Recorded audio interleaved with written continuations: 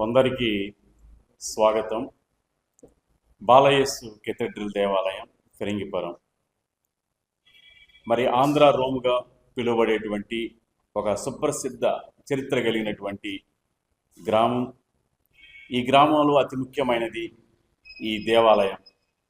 ఈ దేవాలయం కట్టి దాదాపు 140 సంవత్సరాలు, మనం చూస్తున్నటువంటి దేవాలయం కట్టి 140 సంవత్సరాలు ముగిసింది. మరి ప్రతి సంవత్సరం కూడా ఈ గ్రామ పండుగ, దేవాలయ వార్షికోత్సవం, మరి క్రిస్మస్ పండుగ అన్ని కలగలుపుగా ఒక గొప్ప వేడుకగా ప్రతి సంవత్సరం కూడా జరుపుకుంటుంది.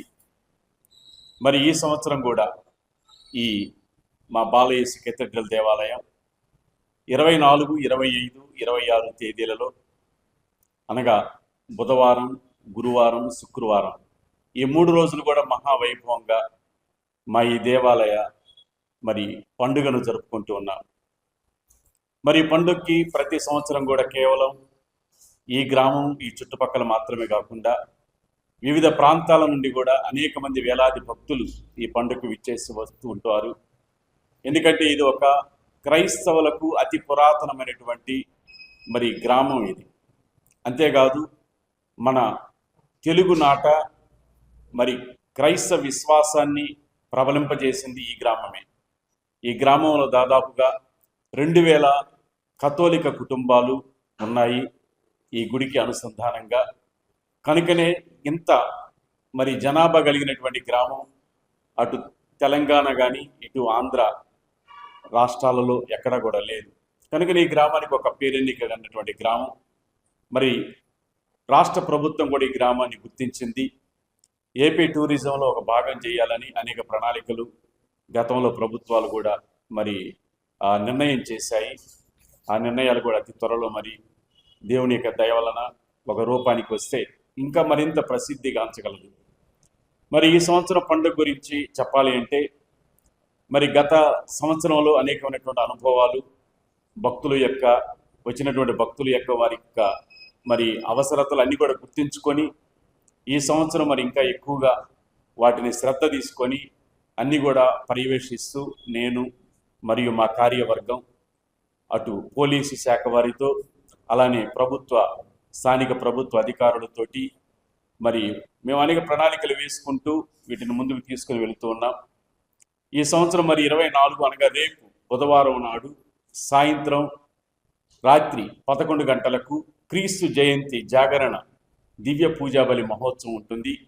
ఈ మహోత్సవానికి మరి గుంటూరు పీఠాధిపతులు, మహాఘనత వహించిన శ్రీ డాక్టర్ చిన్నావతిని భాగ్యేయ పీఠాధిపతులు ఆ దివ్య బలి పూజకు వారు ప్రధాన యాజకులుగా, అనగా అధ్యక్షులుగా ఉండి ఆ దివ్య బలి పూజను నిర్వహించి వారు దేవుని యొక్క సందేశాన్ని అందజేస్తారు.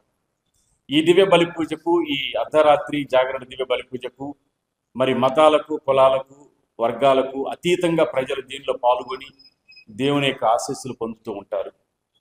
ఇక 25వ తేదీ ఉదయం తిరిగి మళ్ళీ 5:30 గంటలకు మరొక దివ్య బలి పూజ, మరియు తిరిగి 8 గంటలకు ఉదయం మరొక దివ్య బలి పూజ ఉంటుంది.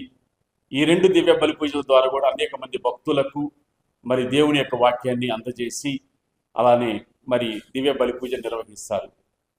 ఇక 25వ తేదీ ఉదయం 10 గంటల నుండి కూడా అనేక మంది భక్తులు దర్శించి మరి వారు క్రొవ్వొత్తులు సమర్పిస్తారు. అనేక మంది వారి యొక్క సాంప్రదాయాల ప్రకారం మరి కొబ్బరికాయలను కూడా కొట్టి వారి యొక్క మొక్కులను తీర్చుకుంటారు.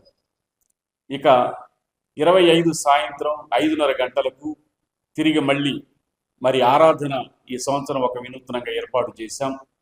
కనుక రోజంతా మరి భక్తులు విశేషంగా వస్తున్నారు కాబట్టి తిరిగి మళ్ళీ వారు దేవుణ్ణి ఆరాధించుకోవడానికి మాకున్నటువంటి ఆరాధన మందిరంలో ఈ ఆరాధనను, మహా దివ్య సప్రసాద ఆరాధన కూడా మేము ఏర్పాటు చేశాం.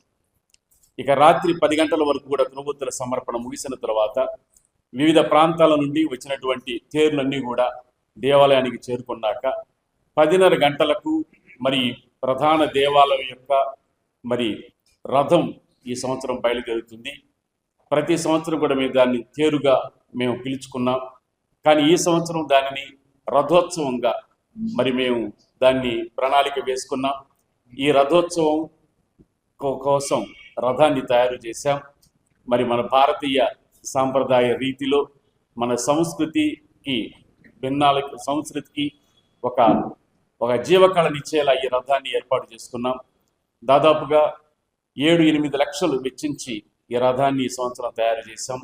ఆ రథోత్సవం ఈ సంవత్సరం రాత్రి డిసెంబర్ 25 11 గంటలకు ప్రారంభమవుతుంది.